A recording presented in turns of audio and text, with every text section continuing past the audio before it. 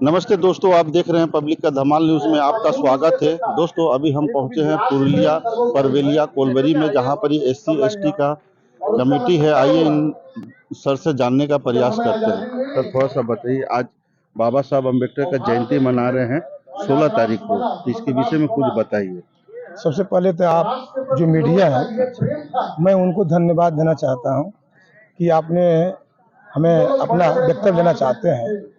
देखिए 14 तारीख को ही बाबा साहब की जन्म जयंती थी, लेकिन 14 तारीख के हेडक्वार्टर सप्तोरिया में होने के बाद में हम लोग यहाँ डेट रख दिए थे 16 तारीख।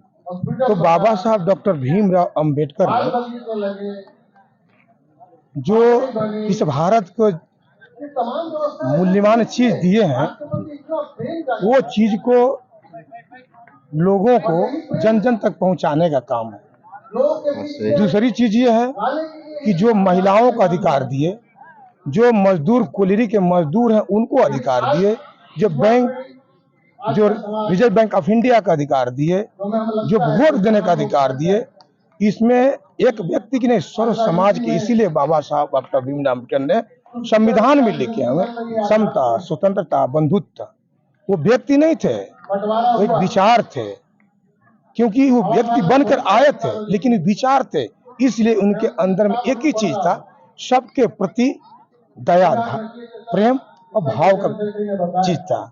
और रहा सवाल, अगर उनकी बातों को हम बहुत सा अगर आपके सामने रखूं तो बहुत बड़ी बात है, लेकिन उन्होंने अपने पढ़ाई के बारे में उन्होंने बड़ी संघर्ष किया। यहाँ तक कि उनको उस स्कूल में जब जाते थे तो बाहर बैठना पड़ता था, और फिर भी उनको शिक्षा ग्रहण करना था।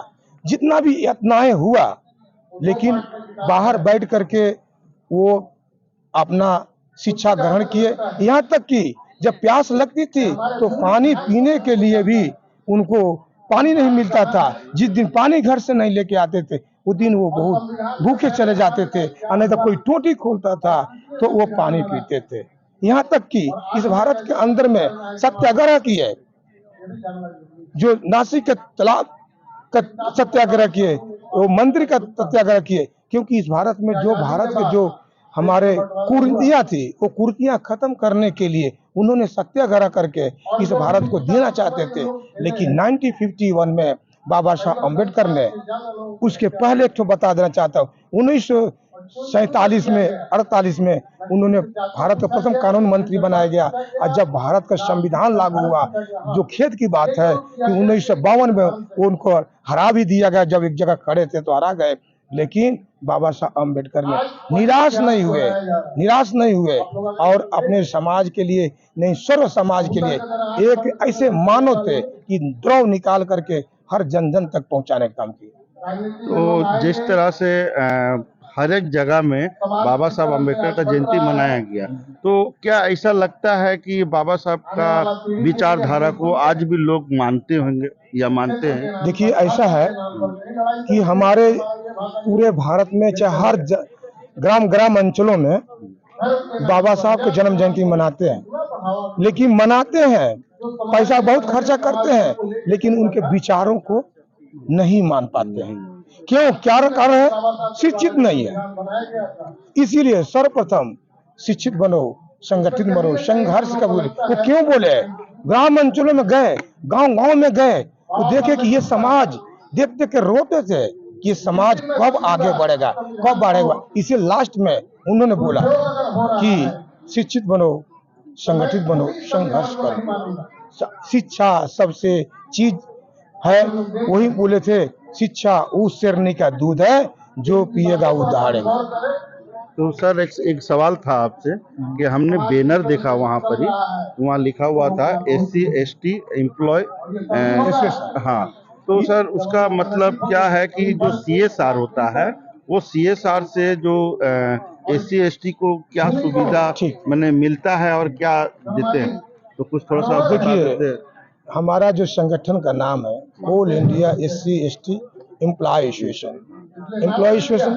आप उसमें जान लीजिए कि हमारे जो पूरे कोल इंडिया इस ईयर के अभी 49 हजार मोटा मोटी लगभग हमारे हैं लोग। तो उसमें जो हमारे वर्कर है, जो लेबर घर का है, चाहे ऑफिसर घर का है, उसमें जिस किसी को किसी तरह का ताड़ना होता है, किसी तरह का कोई अधिकारी लोग उन लोग को माने भेदभाव करता है, इसके लिए हमारा संगठन बना है। तो क्या ये संगठन अच्छा, काम सीएसआर के करते बारे हैं, में सर? जो बोल रहे थे आपने, तो जो सीएसआर और वेलफेयर की जो बात बता रहे हैं, जी। ये वेलफेयर और सीएसआर के द्वारा हमारे बाबा साहब का जो माने गांव-गांव अंचलों में होता है, किया जाता है। भारत सरकार हमारी कंपनी कर रही है, लेकिन गांव-गांव में चाहे कहीं जैसे और कोई बाबा का स्टैचू लगाना हो, चाहे कहीं रोड बनाना है, कोई शौचालय बनाया जाता है।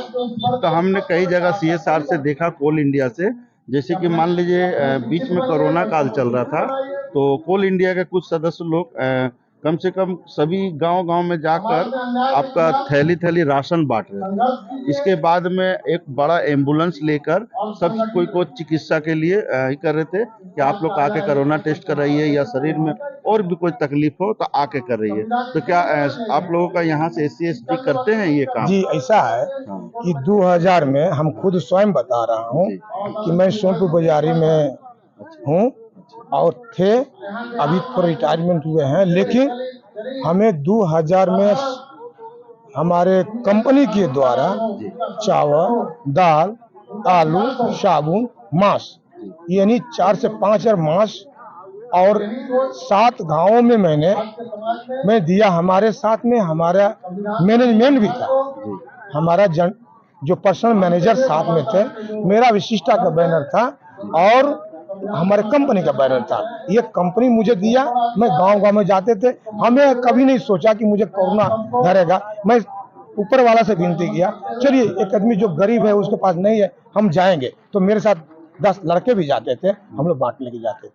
ये कोरोना काल में किए हैं। चलिए, बहुत बहुत धन्यवाद सर आपका।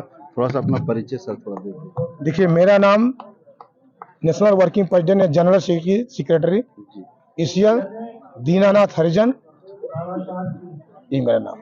धन्यवाद सर।